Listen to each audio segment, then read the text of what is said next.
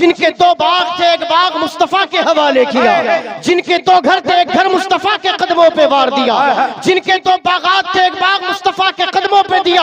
और तारीख ऐसी दोबारा नहीं दोहराई गई कि अंसार सहाबा ने मुहाजिर सहाबा की बारगाह में मुस्तफा के दामने रहमत में जगह पाने वाले अपने गुलाम अपने मुस्तफा के गयूर मुसलमानों की बारगाह में जिनकी दो बीवियां थी, एक बीवी को तलाक देकर दूसरी बीवी को मुस्तफा के साथ आने वाले मुसलमानों के सुपुर्द फरमा दिया। और आज ये अंसारी हेल्थ केयर दुनिया वालों के सामने चीख चीख कर इसकी इमारतें कह रही है कि हमने सदका कहीं और से नहीं पाया, हमने मदीने के अंसार सहाबा का सदका पाया है। उन्होंने अपना तन मन धन लुटाया था, हमने अपनी इमारतों को गरीबों के लिए तकसीम फरमाया। नारे तकबीर, नारे रिसालत, सहाबाए किराम, हाँ हाँ हाँ, जिंदाबाद जिंदाबाद। वो क्या था?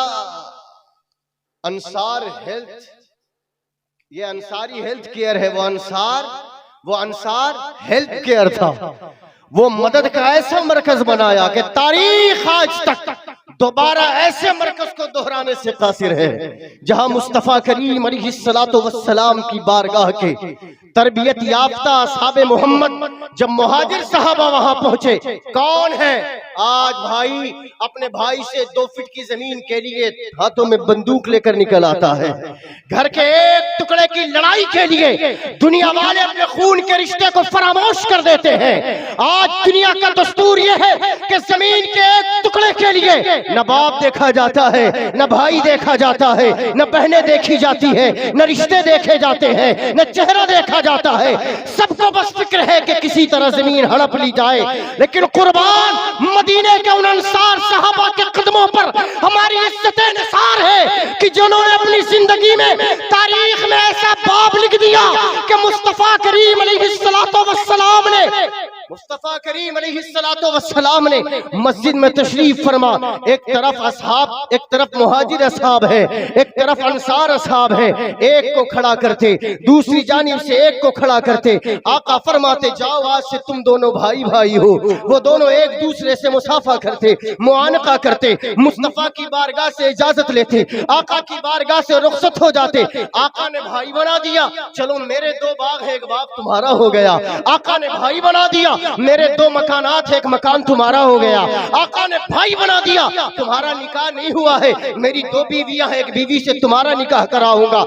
आका एक को खड़ा करते, दूसरे को खड़ा करते, आका भाई बनाते जा रहे हैं। वो एक दूसरे से गले मिलते बाहर चले जा रहे हैं। मुस्तफा करीम अलैहिस्सलातु वस्सलाम के गयूर नौजवानों, आका करीम की बारगाह के, आका करीम की बारगाह का टुकड़ा खाने वालों, तारीख ने ऐसे बाब रकम फरमाए। एक मुहाजिर सहाबी, एक अंसार सहाबी, दोनों जानिब से खड़ा किया, भाई बनाया, रुखसत कर गए, भाई बनाया, रुखसती दे दी, भाई बनाया, इजाजत दे दी, सब चले गए। अब आका यहाँ मौजूद है। अचानक सिसकियों की आवाज कानों से टकराई है। कोई है जो कोने में बैठकर रो रहा है, कोई है जिसकी आंखों से आंसू निकल रहे हैं, कोई है जो दागे फुरकत अपने सीने पे महसूस करके आंखों से आंसुओं की नदियां बहा रहा है। आका ने निगाह उठाई, पूछा अली क्या बात है? आंखों से अश्क रवा है, आखिर किस चीज ने तुम्हें रुला दिया?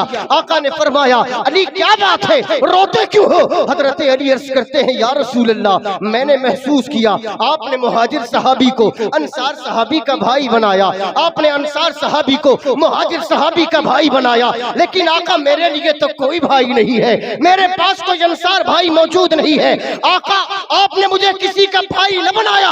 आका फरहत और इंबसात जिनके चेहरे का तवाफ करने के लिए, बलाएं लेने के लिए हाजिरी दे रही है। आका ने कहा अली करीब आओ, अली करीब आए। आका ने कहा अली करीब आओ, अली करीब आए। आका ने कहा अली तुमने देखा मुहाजिर सहाबी को अंसार सहाबी का भाई बनाया? कहा हाँ आका मैंने देखा। आका ने कहा अली तुमने देखा मैंने दोनों में रिश्ते कायम किए? आका ने कहा अली तुमने देखा मैंने दोनों में भाईचारगी कायम की? कहा या रसूल अल्लाह मैंने देखा। आका मुझे किसी का भाई क्यों नहीं बनाया?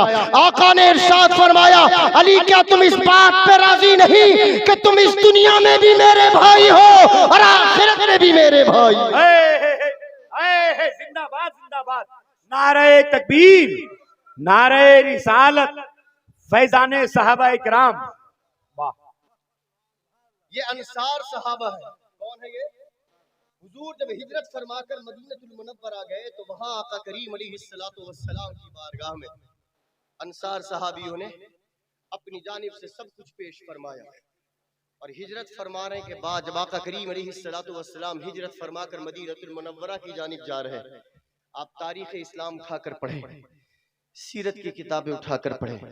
हुजूर अलैहिस्सलातु वस्सलाम की आमद की खबर जब अहले मदीना को पहले से लग चुकी थी कि काली काली कमली वाले की आमद हो रही है, उन्हें पता चल चुका था कि शहनशाह मक्कतुल मुकर्रमा आने वाले हैं, उन्हें पता चल चुका था कि इमामुल अंबिया जलवगर होने वाले हैं। उस वक्त मोबाइल का दौर न था, उस वक्त खतूत कासिद के जरिए भेजे जाते थे, खबरें भेजी जाती थी, चमड़ों पे खत लिखकर, हड्डियों पे खत लिखकर लोगों तक पहुंचाया जाता था। 100 किलोमीटर तक का सफर आज हम बड़ी आसानी से तय कर लेते हैं, लेकिन वो घोड़े पर सवारी करने वाले, वो खच्चर और गधों पर सवारी करने वाले, लेकिन उस दौर में देखें हुजूर की आमद की खबर मिली, हुजूर की आमद की खबर मिली। और आका करीम अलैहिस्सलातु वस्सलाम की आमद पर अहले मदीना ने क्या किया? अपने घर को जिस अंदाज में उन्होंने चाहा उस अंदाज में सजाना शुरू किया। बहुत अच्छा। उस हालत, उस दौर में जो बेहतर तरीका था, उन्होंने अपने घर को रंगीन और अपने घर को सजाना शुरू किया। जिन्हें 8 घंटे का काम था, वो 8 घंटे का काम 4 घंटे में निपटाकर अपने काम से फुर्सत पाकर मदीनतुल मुनव्वरा से पहले जो घाटियां आती हैं, उन घाटियों की पहाड़ियों पर चढ़ जाते थे और चढ़कर उस रास्ते को तकते रहते थे कि न जाने कब महबूब की आमद हो जाए, न जाने कब इमामुल अंबिया की तशरीफ आवरी हो जाए। जिन्हें 4 घंटे का काम होता था, वो अपने काम को 2 घंटे में निपटाकर घाटियों पर ऊपर पहाड़ की चोटियों पर खड़ा हो जाता था, आमद रसूल का इंतजार कर रहा होता था। तारीख उठाकर पढ़े, उलमा मेरी पुष्टपनाही फरमाएंगे कि सिर्फ पहाड़ की चोटियों पर नहीं, वो मुस्तफा करीम से इतनी बेपनाह मोहब्बत फरमाते थे कि खजूर की टहनियों पर, खजूर के दरख्तों पर वो ऊपर चढ़ जाते थे और उचक उचक कर तकते थे कि जो रास्ता मक्का से मदीना आने वाला है, कि न जाने कब काली काली कमली वाला तशरीफ ले आए, न जाने कब काली काली कमली वाला तशरीफ ले आए। हुजूर की आमद का इंतजार है, घरों को सजाया जा रहा है। इतने में मदीनतुल मुनव्वरा में एक औरत है, घर में रोटी बना रही है। बनाते बनाते उसकी एक छोटी सी बेटी है, वो अपनी बेटी को रोटी बनाना सिखा रही है और साथ ही कह रही है, ऐ बेटी तुम्हें पता है हमारे चेहरे पर फरहत इंबसात की कैफियत क्यों है? ऐ बेटी तुम्हें पता है हम आज मसरूर क्यों नजर आते हैं? ऐ बेटी तुम्हें पता है कि तुम्हारे बाप के आंखों की चमक बढ़ गई है? ऐ बेटी तुम्हें पता है कि आज घरों को रंगीन क्यों किया जा रहा है? बेटी ने बड़ी मासूमियत से पूछा, ऐ अम्मी जान हमें नहीं पता, बताइए तो सही कि मामला क्या है। माँ ने अपनी जबान से जो लब खोले तो यूं कहा, तुम्हें पता नहीं नबियों का इमाम आने वाला है, इमामुल अंबिया तशरीफ लाने वाला है, शाफ़े महशर जलवगर होने वाले हैं, जिन्होंने मक्कतुल मुकर्रमा में इस्लाम की शम्मा रोशन फरमाई, अब वो मदीनतुल मुनव्वरा को गुले गुलजार बनाने आने वाले हैं। बेटी ने सुना, वो मुस्तफा करीम अलैहिस्सलातु वस्सलाम के इश्क में मचलने वाली हो गई। जब वो अपनी सहेली से मिली, सहेलियों में से किसी से कहा, तुम्हें पता है मक्कतुल मुकर्रमा के वाली आने वाले हैं? उसने कहा कि हाँ हाँ हमने भी घर में बातें सुनी है कि कोई बड़ी पाक जात आने वाली है, कोई बड़ी पुरनूर जात आने वाली है, कोई बड़ी अहम जात आने वाली है। मेरे भी घर को सजाया गया, मेरे भी घर को बारौनक बनाया गया।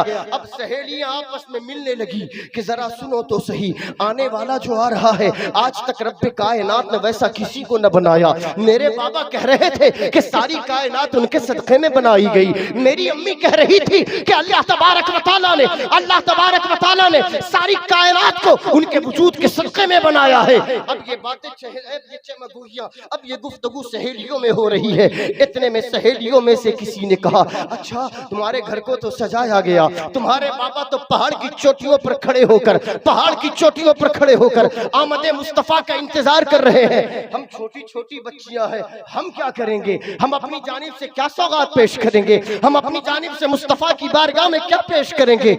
इतने में किसी ने कहा, अच्छा ऐसा है कि मुझे शायरी बड़ी अच्छी आती है, मैं शायरी अच्छी कर लेती हूँ, मैं ऐसा करूंगा, मैं ऐसा करूंगी कि उनकी आमद पर कोई कलाम लिखूंगी, जब वो आएंगे तो उनके सामने पेश कर दूंगी। दूसरे ने कहा कि तुम्हें तो शायरी आती है लेकिन हमें शायरी नहीं आती, तुम तन्हा कलाम पेश करके सुरखुरुओं में शामिल करा लोगी, हम तो महरूम हो जाएंगे, हमारे हिस्से में क्या मिलेगा। उसने कहा कि ऐसा है कि हम सब मिलकर पढ़ेंगे।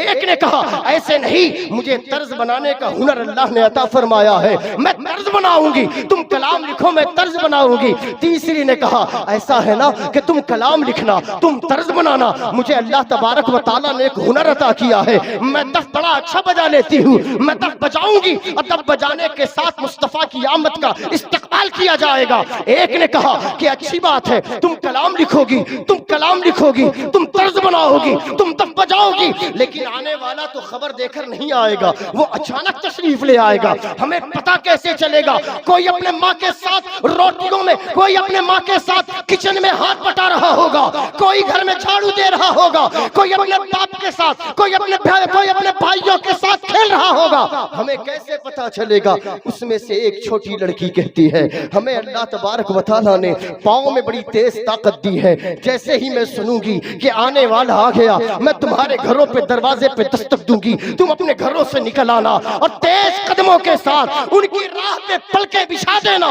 उनकी आमद भी हो रही होगी, हमारा कलाम भी पेश हो रहा होगा। अब तारीख लिखने वाला लिखने पे मजबूर है कि जैसे ही आमद खैरुल वरा हुई, जैसे ही मुस्तफा करीम की आमद हुई, पहाड़ की चोटियों से किसी ने आवाज लगाई, ओ अहले मदीना सुनो, जिसकी आमद का इंतजार कर रहे थे वो जात तशरीफ ला चुकी है, जिनकी आमद का इंतजार कर रहे थे वो बाबरकत जात चलवगर हो रही है। एक छोटी बच्ची तेज कदमों के साथ अपनी सहेलियों के दरवाजे पर दस्तक दे रही है, सुनो सुनो चलो चलो मुस्तफा की आमद हो गई, सुनो सुनो चलो चलो मुस्तफा की आमद हो गई। सारी सहेलियां निकलती हैं, मुस्तफा की राह में खड़ी हो जाती हैं, हाथों में दफ बजाने लगती हैं। मुस्तफा की आमद होने लगी और इन्होंने पढ़ना शुरू किया, तलअल बद्रु अलैना मिन सनियातिल वदाई वजब शुक्र अलैना मादा लिल्लाहि दाई अय्युहल मबऊस फीना जित बिल अमरिल मुताई। नारे तकबीर, नारे रिसालत, सरकार की आमद, मुख्तार की आमद, फैजाने मदीना, वाह वाह। हुजूर की आमद हुई, अहले मदीना, मदीनतुल मुनव्वरा की सरहद के करीब कबीला है, कबीले बनु नज्जार। उस कबीले की ये लड़कियां थी जो आपस में इस तरह की गुफ्तगू करके एक कलाम तैयार किया। ये अचानक तो होने वाली बात नहीं है ना कि हुजूर आए और जबान से उन्होंने तलाल बद्र अलैना पढ़ना शुरू किया, उन्होंने तैयारियां की, उन्होंने उसकी बाज़ाब्ता प्रैक्टिस की। जब हुजूर आए, अब इन्होंने तलाल बद्र अलैना मिन सनियातिल वदाई वजब शुक्र अलैना मादा लिल्लाहि दाई अय्युहल मबऊस फीना जित बिल अमरिल मुताई। जब हुजूर की बारगाह में सुनाया, आका करीम अपनी सवारी से नीचे उतरे, इन बच्चियों के सरों पे हाथ फेरा और मुस्तफा फरमाने लगे, बेटियों जाना तो कहीं और था, लेकिन तुम्हारे प्यार ने इतना प्यार दिया है कि मुस्तफा 10 दिन के लिए तुम्हारे घर का मेहमान बनता नजर आ रहा है। अरे जिंदाबाद जिंदाबाद, सुभान अल्लाह, या रसूलल्लाह, जिंदाबाद जिंदाबाद जिंदाबाद जिंदाबाद। हुजूर 10 रोज तक उनके घर के मेहमान बनकर रहे। कितने दिन? 10 रोज। बाज रिवायतों में 1 हफ्ते का जिक्र है, 10 रोज तक हुजूर मेहमान बनकर रहे। यहां तक बात तो आपने सुना है ना, लेकिन आओ उन दफ बजाने वालियों में एक ऐसी भी थी, उन दफ बजाने वालों में एक ऐसी भी थी जिसने तारीख इस्लामी में ऐसे सुनहरे बाप का क़याम अमल में लाया, जिसका सदका हमारी आंखों के सामने अंसारी केयर हॉस्पिटल के नाम से मौजूद है। उन्हीं दफ बजाने वालों में, उन्हीं दफ बजाने वालों में, वही तलाल बद्र अलैना की गीत सुनाने वालों में हजरत रुफैदा असलमिया अंसारी रदियल्लाहु ताला अन्हा, मुस्तफा करीम अलैहिस्सलातु वस्सलाम की कम उम्र सहाबिया मौजूद थी। और ये कौन हजरत रुफैदा, कौन? ये आका करीम अलैहिस्सलातो वस्सलाम के दामन से जब वाबस्ता हुई, इनके वालिद बुजुर्गवार एक मशहूर तबीब, एक मशहूर हकीम, और अपने घर में बाप की आदतों को देखकर, माँ बाप जब कोई अच्छा काम करते हैं ना तो बच्चे उसे अपनाने की कोशिश करते हैं, और माँ बाप जब कोई बुरा काम करते हैं तो बच्चे उसे भी अपनाने की कोशिश करते हैं। एक तख्ती होती है जो लिख दी जाती है, आपका काम है कि अपने बच्चों को कैसी तख्ती देना।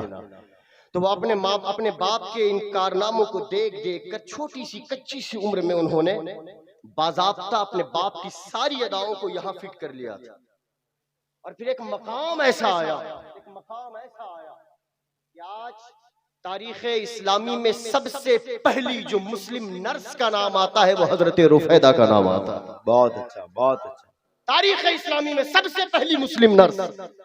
हमारा हाल तो ये है ना, हमारे मुआशरे का हाल ये है कि इंग्लिश मीडियम स्कूल में बच्चियों को भेजेंगे, कोई एतराज नहीं है ना, को एजुकेशन में भेजेंगे, कोई एतराज नहीं, बसेस के जरिए दूसरे सिटीज में भेजकर बच्चों की आला तालीम के लिए इंतजामात करेंगे, कोई एतराज नहीं। लेकिन मोहल्ले के मुस्लिम घराने के गरीब की बच्ची अगर नर्सिंग सीखने के लिए आगे आ गई तो एतराज की सारी उंगलियां उसी की जानिब होगी कि वो देखो वो नर्सिंग सीख रहे। किसने मना किया? किसी ने मना किया?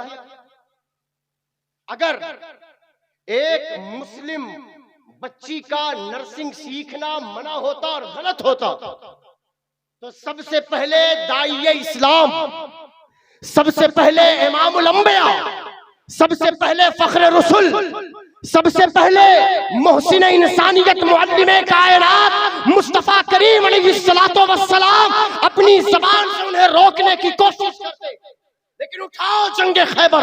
मुस्तफा करीम अलैहिस्सलातो वस्सलाम जंग खैबर का इंतजाम फरमा रहे हैं।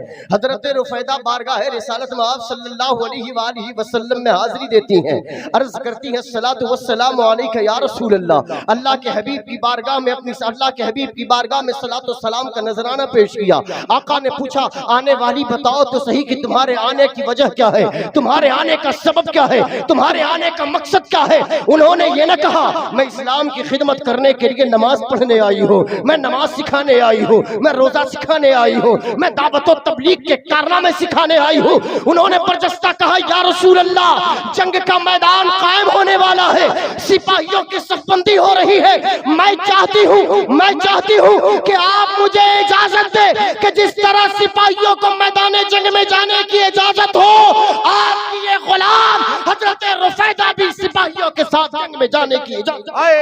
वाह वाह, जिंदाबाद जिंदाबाद। हुजूर ने पूछा, क्या करोगी? है ना कम उम्र है, क्या करोगी जाने के बाद?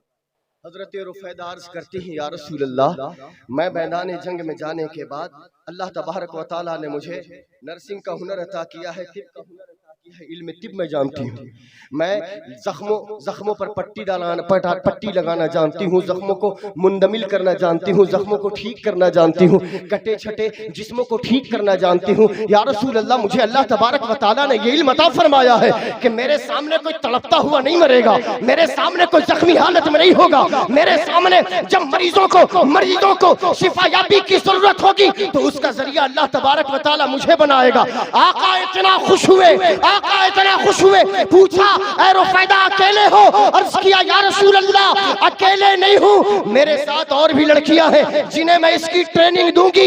आका ने इरशाद फरमाया, रुफैदा तुम्हें जाने की मुकम्मल इजाजत है, और अपने गुलामों से फरमाया कि सिपाहियों को जितना इनाम दिया जाएगा मेरा ये हुक्म है कि रुफैदा को भी उतना इनाम अता फरमाए। नारे तकबीर, नारे रिसालत, आए है जिंदाबाद जिंदाबाद। Ansari health care. अब देखें कि वो अंसार सहाबी की बेटी थी हजरत रुफैदा। जब उन्होंने ट्रेनिंग देना शुरू किया तो कई बच्चियों को उन्होंने तिब के इल्म से आरास्ता कर दिया, उस दौर के हिसाब से जिन चीजों की जरूरत थी। और उनमें सबसे नुमाया नाम किसका आता है पता है? उनके स्टूडेंट में सबसे नुमाया नाम किसका आता है पता है? उन्होंने जितनों को ट्रेनिंग दी उसमें सबसे आला नाम किसका आता है पता है?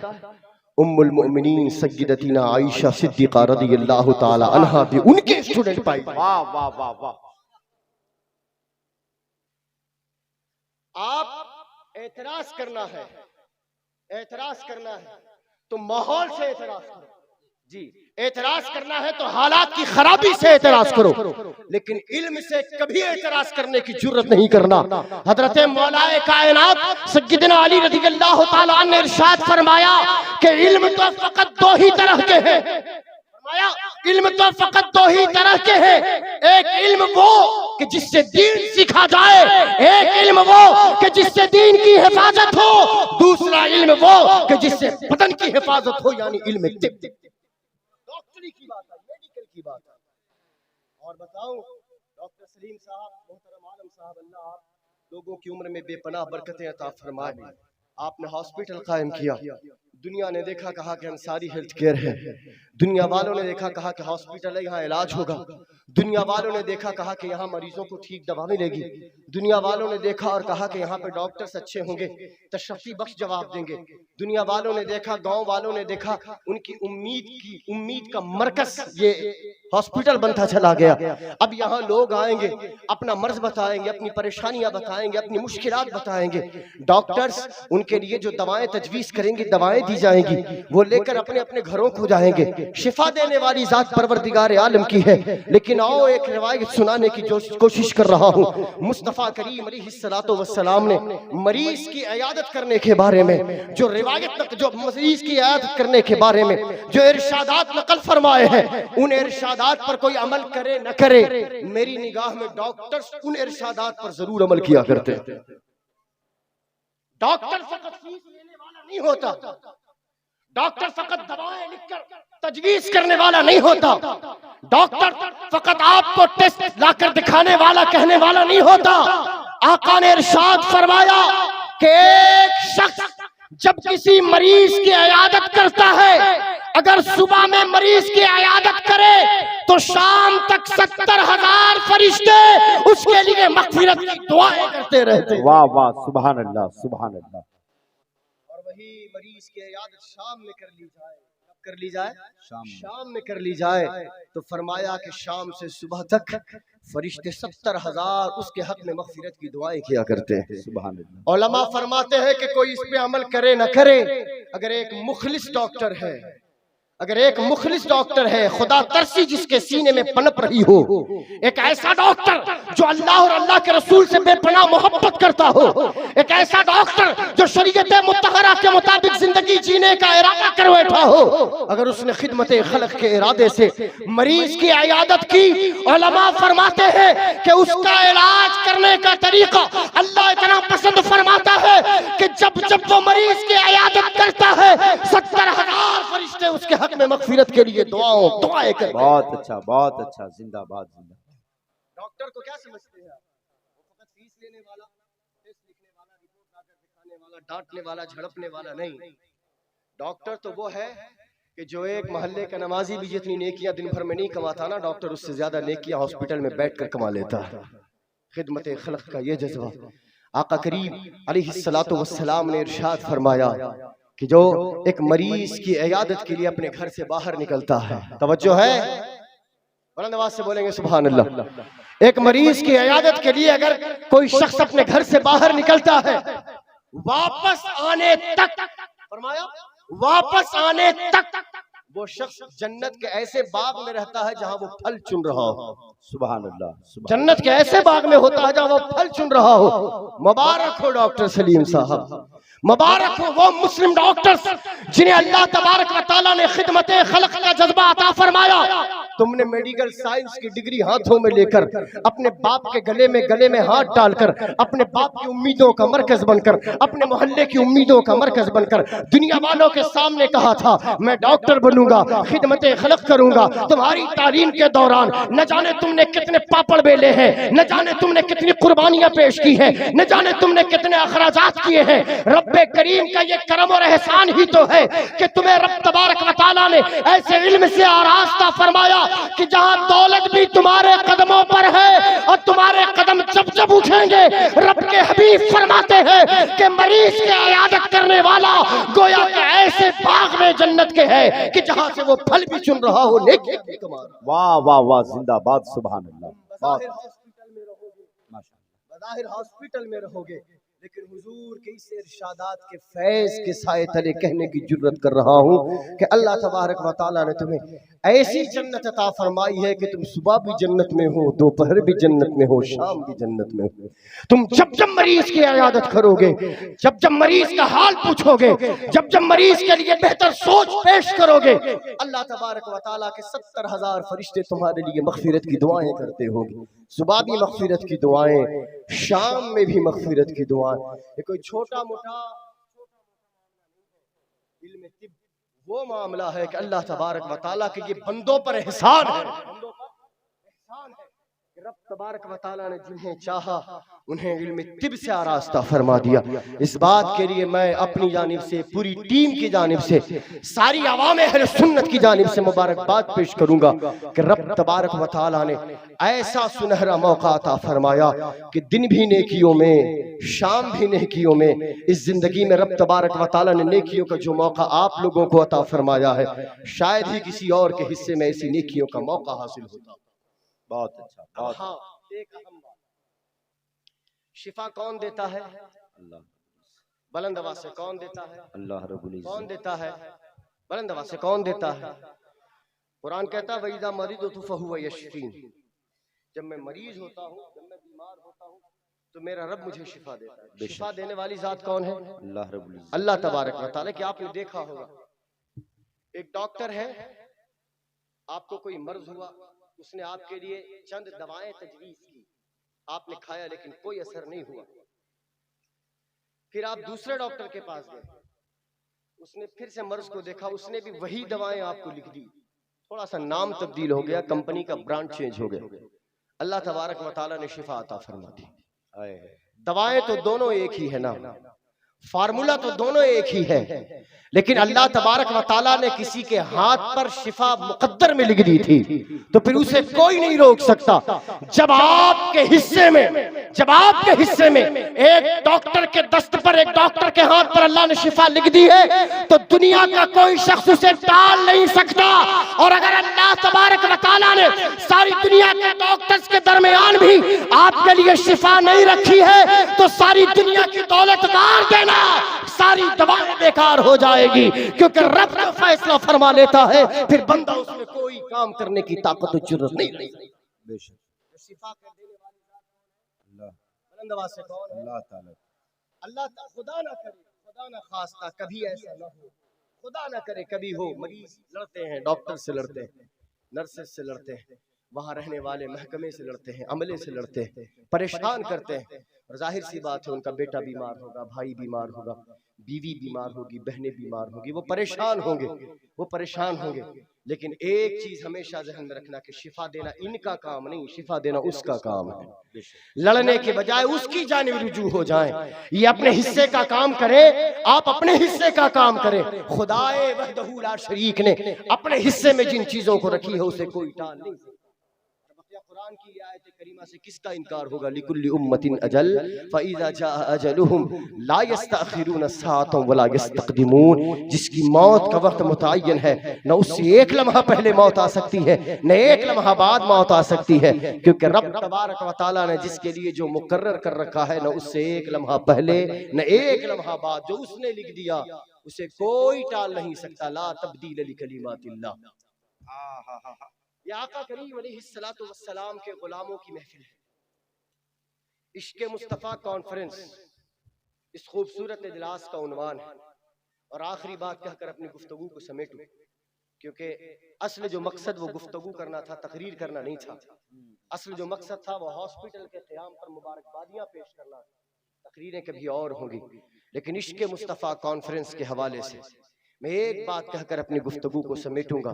अभी मोहतरम ताबिश गियादी ने एक जुमला कहा था कि हजरत ने आपके इलाके में 12 साल से खिदमत अंजाम दे रहा हूँ। मौलाना अब्दुल रऊफ रौनक साहब ने फौरन ये जुमले पे जुमला कहा था कि हजरत की जात वो है कि जो इनके इलाके में जाता है वो निकाला नहीं जाता है। और इसी जुमले पर मुझे तीसरा जुमला याद आता है। आओ मैं तुम्हें सुनाता हूँ, ये 12 साल वाली बात और निकाले जाने वाली बात है। तो आओ मैं सुनाता हूँ। मुहक्किक अल इतलाक है शेख अब्दुल हक मुहद्दिस दहलवी अलैहि रहमत व रिज़वान। हर मकतबे फिक्र का आलिम उनकी जानिब रुजू करता है। हर मकतबे फिक्र का फर्द उनकी बारगाह में रुजू करता है। जिस जात पर किसी को एतराज नहीं, जिस जात की सलाहियत पर किसी को एतराज नहीं, जिनके खानदान के हिस्से में रब तबारक व तआला ने हिंदुस्तान के अंदर हदीस पाक की खिदमत मुकद्दर फरमा दी थी, वो मुहक्किक अल इतलाक शेख अब्दुल हक मुहद्दिस दहलवी अलैहि रहमत व रिज़वान है। मदीनतुल मुनव्वरा में है। इन्होंने कहा 12 साल तक आपके इलाके में था। अरे आप मेरे इलाके में 12 साल थे और उसी 12 साल से मुझे मुहक्किक अल इतलाक शेख अब्दुल हक मुहद्दिस दहलवी की वो जिंदगी याद आई। उन्होंने 12 साल तक मदीनतुल मुनव्वरा में क़याम फरमाया है। वो गुंबदे नूर को तकते रहते थे, वो गुंबदे नूर को तकते रहते थे और साहिबे गुंबदे नूर की बातें अपने गुलामों तक पहुंचाया करते थे। वो सब्ज गुंबद को देखते रहते थे और सब्ज गुंबद में आराम फरमाने वाले पैगंबर इंसानियत के इरशादात को अपने सामने बैठे हुए तलबा में पेश करते रहते थे। यानी वो दरसे हदीस देते थे। सब्ज गुंबद का साया होता था। एक जानिब मुस्तफा की जालियां होती थी, दूसरी जानिब दूसरी जानिब उनके तलबा बैठे होते थे। वो मुस्तफा के इरशादात सुनाते रहते थे। 12 साल का अरसा गुजरा, एक नहीं दो नहीं 12 साल तक का अरसा गुजरा है। और ये 12 साल तक के अरसे में आपने सुना कि वो हदीस पाक पढ़ाते थे, आपने सुना कि वो बुखारी शरीफ का दर्स देते थे, आपने सुना कि इरशादात मुस्तफवी को वो गुलामों के सीनों में पहुंचाया करते थे। लेकिन तारीख लिखने वालों ने एक बाब और भी लिखा है कि वो दिन में मुस्तफा करीम का दर्स सुनाया करते थे, मुस्तफा करीम की हदीसें सुनाया करते थे। लेकिन जैसे ही शाम ढलती थी, हजरत अब्दुल हक मुहद्दिस दहलवी अलैहि रहमत व रिज़वान मुस्तफा करीम की चौखट के करीब जाते, अपनी दाढ़ियां पकड़ते थे और दाढ़ियों से मुस्तफा की दहलीज को झाड़ू दिया करते थे। एक दिन नहीं, 2 दिन नहीं, 12 साल तक अब्दुल हक मुहद्दिस दहलवी अलैहि रहमत व रिज़वान ने दहलीज मुस्तफा पर दाढ़ी से झाड़ू दी है। उनके गुलामों ने पूछा, शागिर्दों ने पूछा, उस्ताद मोहतरम, उस्ताद हदीस आप हैं, मुस्तफा का इरशाद आप सुनाते हैं, आपसे हमने दर्स लिया है, सैयदी ये बात गवारा नहीं होती, आप अपनी दाढ़ियों से मुस्तफा की दहलीज पे झाड़ू क्यों देते हैं? वो बरमला इरशाद फरमाते थे, तुम्हारी निगाहों में दाढ़ी मेरी इज्जत बढ़ाती है। तुम ये देखते हो तो कहते हो कि दाढ़ियां मेरे चेहरे पे सुंदर सुंदर लगती है, लेकिन अब्दुल हक फकत इतना गवारा करता है कि रब ने जितनी इज्जतें दी है वो तमाम इज्जतें मुस्तफा की चौखट पर मरने के लिए दी है। रब ने जितनी इज्जतें दी है वो तमाम इज्जतें मुस्तफा की चौखट पर मारने के लिए दी है। 12 साल तक उन्होंने अपनी दाढ़ियों से मुस्तफा की दहलीज को झाड़ू दिया है। अब 12 साल तक का अरसा गुजरा है। कितने साल तक? 12 साल तक। कितने साल तक? अब 12 साल। ताबिश कियाबी ने कहा कि 12 साल तक हमने आपके इलाके में खिदमत दी। इन्होंने कहा कि आपके इलाके से निकाले नहीं जाते हैं। अरे मैं क्या, मैं तो इस दरबार का भिखारी हूँ, मैं तो इस दरबार की खाक छानने वाला हूँ। अगर वो अपने गुलामों में शामिल कर ले तो यही हमारे लिए बाइसे निजात है। लेकिन आओ मुस्तफा की दहलीज की खबर सुनाओ। 12 साल तक उन्होंने अपनी दाढ़ी से झाड़ू दी और 12 साल के बाद अचानक एक दिन ख्वाब में हुजूर की तशरीफ आए हैं। सुभान अल्लाह, सुभान अल्लाह, सुभान अल्लाह। और बुलंद आवाज से बोले सुभान अल्लाह। लोगों, रात के 3-3 बजे तक सोशल नेटवर्किंग की सैर करके अपनी रातों की नींद को बर्बाद करते हो। रात के 2-2 बजे तक दुनियादारी में मुलव्विस रहने वालों, रात के 3-3 बजे तक सोशल नेटवर्क पर दुनियादारी में बातें करने वालों, तुम्हें खबर नहीं कि तुम्हारी कितनी रातें बिन इश्क़ मुस्तफा गुजर गई है। तुम्हें खबर नहीं कि जिंदगी के जवानी की वो कितनी रातें तुमने हुजूर के इश्क के खिलाफ गुजारी है। तुम कहते हो कि दीदार मुस्तफा तमन्ना है, तुम्हारी तमन्ना है कि मरते वक्त हुजूर का जलवा देखूं, तुम्हारी तलब है कि गुंबदे नूर के साए में मौत आ जाए, लेकिन उसके लिए अपने आप को पहले बनाना होगा। इस दिल को पहले हुजूर के इश्क की भट्टी में जलाना होगा। जब इस सीने में मुस्तफा की मोहब्बत का चिराग रोशन होगा तो फिर आपको इधर दुआ करते हुए देर नहीं लगेगी, उधर गुंबदे नूर से करम फरमाते हुए देर नहीं लगेगी। आपने नहीं देखा दौलतमंद पड़े के पड़े रह गए, मदीने के मुसाफिरों में हमने गरीबों का नाम ज्यादा देखा है। आपने नहीं देखा कि दौलतमंद एक जानिब खड़े के खड़े रह गए, वो अलविदा कहते रह गए, लेकिन मदीने के ज़ाहिरों में मदरसे के उलमा का नाम हमने ज्यादा देखा है, जिनकी 12,000 तनख्वाह, जिनकी 14,000 तनख्वाह, जो 8-8 हजार की तनख्वाह पर इमामत के फराइज अंजाम देते हैं। आप बार बार देखो कि कभी उम्रे पे जा रहा है, कभी बगदाद शरीफ जा रहा है, कभी अजमेर मोहल्ला जा रहा है। ये करम नहीं तो क्या है? अरे इश्क मुस्तफा का चिराग अगर सीने में रोशन हो जाए तो इधर तुम दुआ करोगे, उधर से करम फरमाई का इशारा होगा। हजरत अब्दुल हक मुहद्दिस देहलवी 12 साल दाढ़ी से मुस्तफा पे झाड़ू दिया। एक दिन हुजूर का करम हुआ, हुजूर ने चेहरा दिखाया।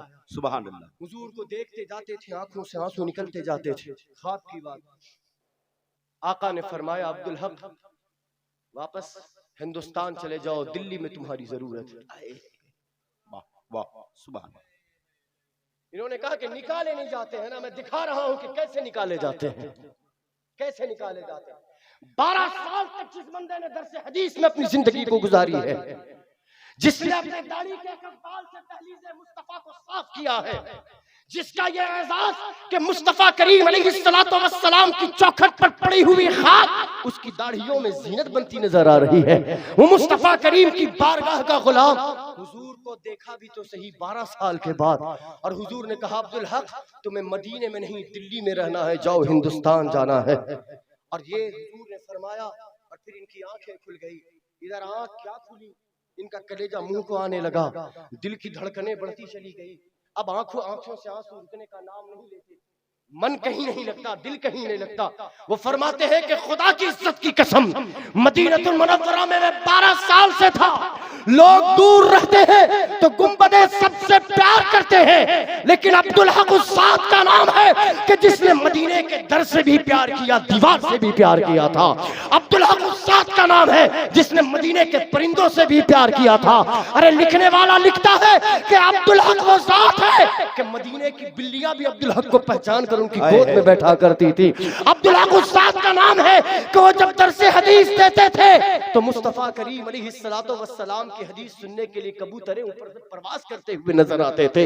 और ऐसे अब्दुल हक को आका ने फरमाया अब्दुल हक जाओ, तुम्हें मदीने में नहीं रहना है, तुम्हें दिल्ली जाकर रहना। ये इश्क है।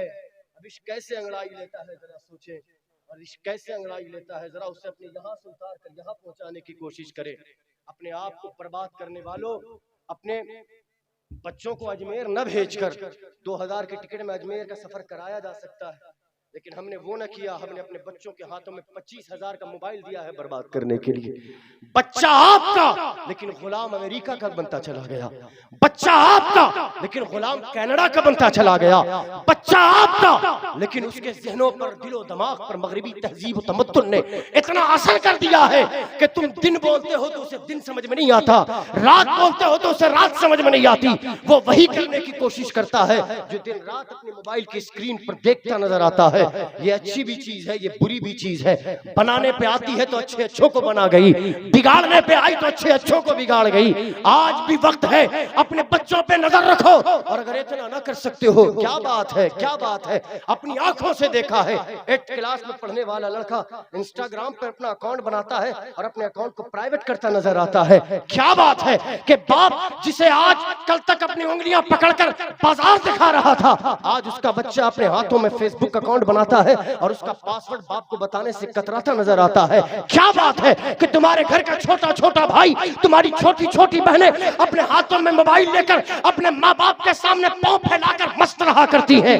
तुम्हें इस चीज का एहसास नहीं कि कब तुम्हारा बेटा तुम्हारे आंखों के सामने रहते हुए भी तुम्हारे दिल से निकलता चला गया, कब तुम्हारे बेटे ने अपने दिल से तुम्हें अपनी आंखों के सामने से निकाल दिया।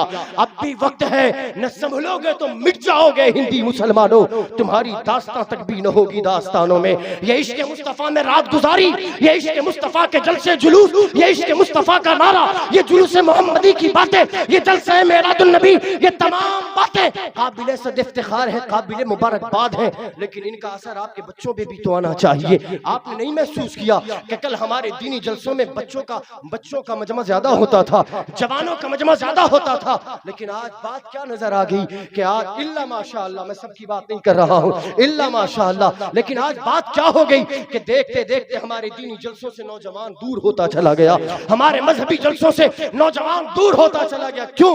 क्योंकि उसे पता है कि वो मजा हमें जलसों में नहीं मिल रहा है, जो मजा उसे मोबाइल में मिलता नजर आ गया। बचाओ अपनी नस्लों को, बचाओ अपने आप को, बचाओ अपने परिवार को। अल्लाह के हबीब अलैहिस्सलातु वस्सलाम एक मर्तबा खुतबा दे रहे हैं, हुजूर के गुलाम बैठे हुए हैं, हुजूर के गुलाम बैठे हुए हैं, आका करीम अलैहिस्सलातु वस्सलाम की बारगाह में हजरत जिब्रील अमीन आए, अर्ज किया या रसूल अल्लाह, अल्लाह ने आप पर सलामती नाजिल फरमाई। और उसके बाद एक आयत करीमा अल्लाह की बारगाह से लाकर हुजूर की बारगाह में पेश फरमा दी, जिसका मफहूम ये था कि अल्लाह के नबी, अल्लाह इरशाद फरमाता है कि बचो, अपने आप को भी बचो और अपने आप को भी बचाओ और अपने अहलो अयाल को भी बचाओ। किस आग से? जो आग जहन्नम में तैयार कर दी गई है। हुजूर ने इतना फरमाया सहाबा के दरमियान, रब कहता है कि खुद को बचाओ और अपने अहलो अयाल को बचाओ उस आग से जो जहन्नम में काफिरों के लिए तैयार कर दी गई है। एक सहाबी रसूल ने जब इतना सुना, उस कलाम का ऐसा असर हुआ, खशी खाकर गिर पड़े, उनकी रूह कफस उनसरी से परवास कर गई। हजरत जिब्रील अमीन दोबारा हुजूर की बारगाह में आए, अर्ज करने लगे या रसूल अल्लाह, खौफे खुदा का असर इस बंदे के दिल पर ऐसा हुआ कि जिसकी वजह से इसकी मौत हो गई। रब ने इरशाद फरमाया कि इसके मरने के बाद यहाँ बैठे हुए जितने गुनहगार थे, अल्लाह ने सबके गुनाहों को माफ फरमाया। बहुत अच्छा, जिंदाबाद। बचाओ अपने आप को। मुहक्किक अल इत्लाअ शेख अब्दुल हक मुहद्दिस देहलवी ने 12 साल के बाद ख्वाब देखा, हुजूर जलवगर है, कहा अब्दुल हक तुम वापस हिंदुस्तान चले जाओ, मदीने में तुम्हारी जरूरत नहीं। फिर आंख खुल गई, इधर आंख खुली, मन का मुफ्ती इस बात के लिए तैयार नहीं कि मदीना कैसे छोड़े, कैसे छोड़े मदीना। वहां के दर दर से, दीवारों दर से, अरे यार हमारा तो हाल ये है कि 2 दिन हमसे कोई मीठी बातें कर लेना तो हम उसके हो जाते हैं, और वो तो वो है कि जो दुश्मनों के लिए भी चादर बिछाया करते हैं। उनकी दहलीज पर पड़े रहने वाले हजरत अब्दुल हक मुहद्दिस देहलवी फरमाते हैं कि पूरा दिन मेरा रोते हुए गुजरा, तड़पते हुए गुजरा, मैं जाने के लिए तैयार न था। दूसरा दिन आया, फिर ख्वाब में मैंने हुजूर को देखा। आका करीम अलैहिस्सलातु वस्सलाम ने फरमाया, अब्दुल हक मैंने कहा ना तुम्हें मदीने में नहीं रहना है, दिल्ली में रहना। हजरत अब्दुल हक मुहद्दिस देहलवी फरमाते हैं हुजूर ने इतना इरशाद फरमाया, फिर आंखों से रुखसत हो गए, मेरी आंख खुल गई, फिर दिन भर बेचैन और बेकरार रहा। मेरा दिल नहीं लगता था, मैं मदीना छोड़ के रहूंगा तो कैसे रहूंगा, मर जाऊंगा। मदीने से इतना प्यार, इतना इश्क था। तीसरा दिन आया, यही तड़पते हुए हालत थी। आका करीम अलैहिस्सलातु वस्सलाम की बारगाह में तशरीफ फरमा थे। फिर आंख लगी, हुजूर का जलवा फिर सामने आया। अब हुजूर के चेहरे पर थोड़ी सी नाराजगी का असर था, और मैं यूं कहूं कि हुजूर के चेहरे पे नाराजगी का असर न था। आका करीम अलैहिस्सलातु वस्सलाम के चेहरे पर नाराजगी अपना सदका उतारने आई थी। हुजूर अलैहिस्सलातु वस्सलाम ने चेहरे पर आका करीम अलैहिस्सलातु वस्सलाम की थोड़ी सी नाराजगी, और आका ने कहा अब्दुल हक मैंने कहा कि तुम्हें मदीना नहीं रहना है, दिल्ली वापस जाना है, तुम्हें हिंदुस्तान वापस जाना है। अब्दुल हक मुहद्दिस देहलवी अलैहि रहमत व रिज़वान फरमाते हैं कि मैंने हुजूर का ये जलाल इससे पहले कभी न देखा था, न कभी तसव्वुर किया था। मैंने दरसे हदीस दी है, मैंने हुजूर के जलाल का तज़किरा भी पढ़ा, लेकिन चेहरे मुस्तफा को देखा, मुस्तफा की आंखों को देखा, मेरे अंदर मैं सहम सा गया, मेरे अंदर सुरसुरी सी तारी हो गई। फिर मेरी आंखें खुल गई, मैं रोने लगा, तड़पने लगा। अब मेरे आका मुझे रहने नहीं देंगे, मुझे 3 दिन से कहते हैं कि मदीने से चले जाओ। तीसरा दिन हो गया, अब हुजूर की बारगाह में गए, आखिरी सलाम तो पेश कर लूं। ऐ कबूतरों, तुमको भी सलाम। तुम अब्दुल हक से मोहब्बत करती थे, अब्दुल हक तुमसे मोहब्बत करता था। ऐ दरो दीवार, तुम्हें भी सलाम, अब्दुल हक तुमसे भी मोहब्बत करता था। ऐ तहलीज़े मुस्तफा की खाक, आज के बाद अब्दुल हक की दाढ़ियां तुम्हारा बोसा लेने नहीं आएगी।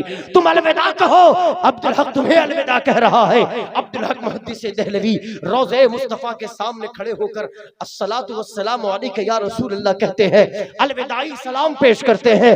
आका आपकी बारगाह से आपके हुक्म के मुताबिक आपका गुलाम जा रहा है। अब वहां से जब चले, पलट पलट कर सब्ज गुंबद को देखा और धाड़ मार मार कर रोने लगे।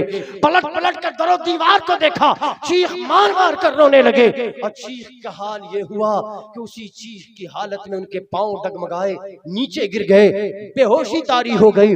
जब बेहोशी से होश में आया तो ऐसा होश आया कि उस होश के बाद कभी बेहोशी तारी नहीं हुई। सामने मुस्तफा करीम जलवगर है। आका के चेहरे पर जलाल नहीं जमाल की कैफियत है। हुजूर के चेहरे पर मसरत और शादमानी का असर नमूदार है। हुजूर के चेहरे पे मुस्कुराहट है। आका के गुलाम अब्दुल हक अर्ज करते हैं, या रसूल अल्लाह, आपका गुलाम फिराक की शिद्दत में जल रहा है। आपका गुलाम जाने की तड़प महसूस करता है। आका आप मुस्कुरा रहे हैं, बात क्या है? अब्दुल हक मुहद्दिस देहलवी फरमाते हैं कि मेरे आका ने इरशाद फरमाया कि अब्दुल हक तूने 12 साल मेरी बारगाह में खिदमत अंजाम दी है। तुझे 12 साल में एक मर्तबा मेरा दीदार नसीब हुआ है ना।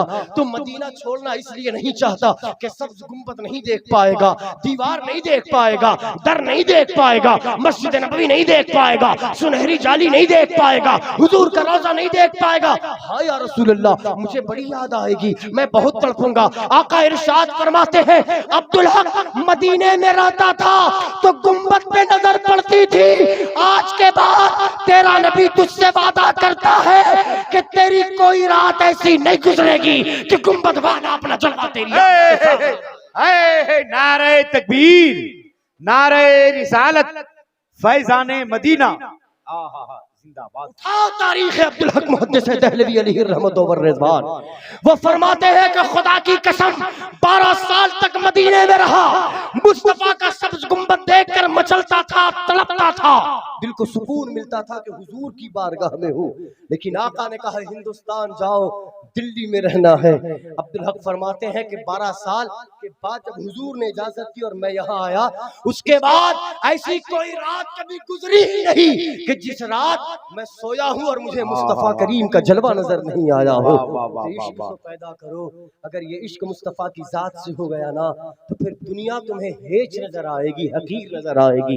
ये पैगंबर इंसानियत अलैहिस्सलातु वस्सलाम का इश्क है। अल्लाह तबारक व तआला जिस पर करम फरमाता है उसे अपने हबीब के इश्क का मुरीद बना देता है। अपने दिल को हुजूर के आशिक बनाओ, अपने दिल को हुजूर की मोहब्बत में गिरफ्तार करो। कुरान के इरशाद फरमाता है, वल अस्र, कसम है ज़माने की, इन्नल इंसान लफी खुस्र, बेशक इंसान खसारे में है, इल्लल्लज़ीना आमनू, मगर वो लोग जो ईमान लाए, व अमिलुस सालिहात, और नेक अमाल को अपनी जिंदगी पर रखा। फरमाया वतवासो बिल हक, और वो लोग जो हक की तलकीन करते रहे, वतवासो बिस सब्र, जो सब्र की तलकीन करते